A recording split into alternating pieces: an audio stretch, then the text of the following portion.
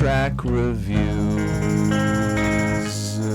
Hey everyone, Anthony Fantano here, internet's busiest music nerd. I hope you are doing well, and I hope you're excited because, man, 2022 is starting off with a bang. We're getting some big releases right out of the gate. First week of January with The Weeknd's new album, Dawn FM, which has been highly anticipated, suddenly announced, and it's dropped. It's out. It's fully out. But I wanted to do a little sampling of this project with a track that I was most curious about before I listen to the whole thing on New Music Friday and before I get my review out next week. I'm going to spin the track Here We Go, ... pregnant pause again with Tyler, the Creator, mostly because I'm really curious as to what Tyler and Abel's creative dynamics are going to be on this track. Before we spin the song, as you can see, the writer and producer credits are pretty stacked, including Bruce Johnston of Beach Boys fame is in the mix on the track. One thing is for sure, like, there have been some really interesting names mentioned in the lead up to this record in terms of the creative input. And I don't just mean like the features. Obviously, you know, there are some cool features here, including Tyler, obviously. But seeing people like Johnston as well as like Max Martin in the liner notes on the writing side or the production side is pretty interesting. And it makes me even more psyched to dive into this LP from front to back. But again, let's give a listen to Here We Go again and see what it's got to offer. Bam.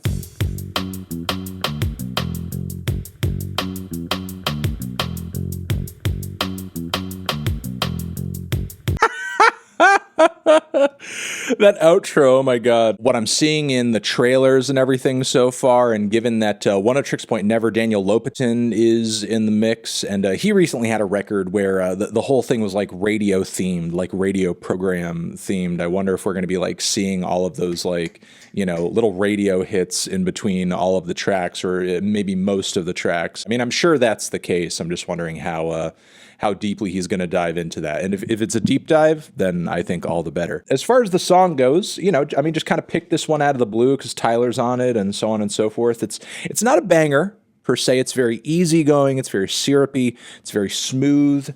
I caught that little vocal harmony right at the start of the track and toward the end as well that did give me a bit of a Beach Boys vibe. But yeah, I love the slow, very cinematic synth intro. It reminds me of so many very, I guess, like introspective and teary-eyed ballads from the 80s. It sounds like something that could have come from the soundtrack of like a coming-of-age film or some kind of rom-com from that era where you have the protagonist sad and heartbroken. It's that moment right before you get back together, I guess. The production overall is very atmospheric, but also lush and crisp. What I'm hearing so far of the mix, the vocals, the instrumentation, the synth patches, they all sound great.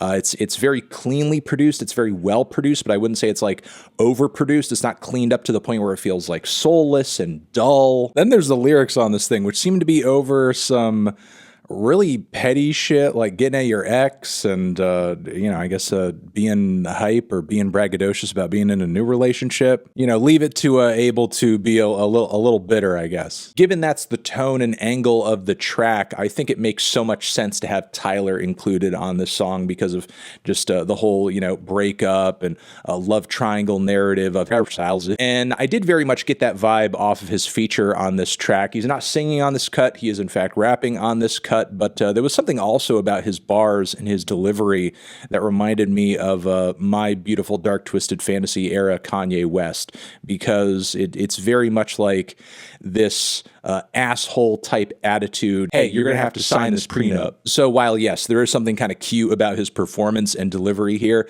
by that same token, he very boldly comes off like a jerk. And, you know, maybe that's the point, because historically, Abel hasn't exactly portrayed himself as being in the healthiest relationships, you know. The dynamics going on this song are a little toxic, and I guess it will be interesting to see how narratively that plays out into the rest of the record. But again, the instrumental is pretty.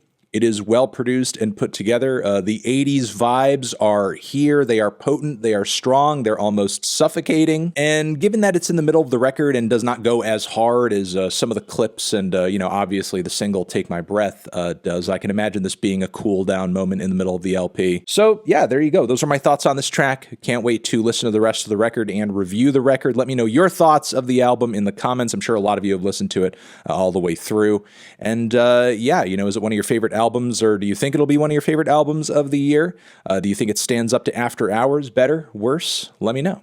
Anthony Fantano, The Weeknd, here we go again, forever.